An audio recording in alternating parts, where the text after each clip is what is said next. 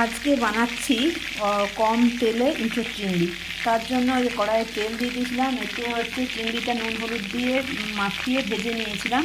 এই তেলেই হচ্ছে পেঁয়াজ কুচি দিয়ে দিচ্ছি। পেঁয়াজটা ভালো করে ভেজে নেব। পেঁয়াজটা নরম করার জন্য অল্প নুন দিয়ে দিচ্ছি। পেঁয়াজটা ভালো করে ভেজে নিচ্ছি। পেঁয়াজটা লাল করে ভাজা হয়ে গেছে। এবারে কুচনো টমেটো দিয়ে দিচ্ছি। এর সাথে দিলাম নুন, হলুদ, কাশ্মীরি লঙ্কার গুঁড়ো আর ভাজা মশলা দিয়ে মশলাটা ভেজে নিচ্ছি।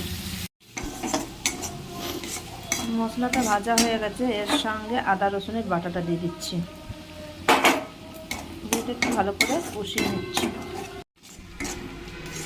মশলাটা আমার কষানো হয়ে গেছে। এরপরে এতে সেদ্ধ করে রাখা এঁচোড়টা দিয়ে দিচ্ছি। এর সাথে নুন হলুদ দিয়ে সেদ্ধ করে রাখা আলুটাও দিয়ে দিচ্ছি।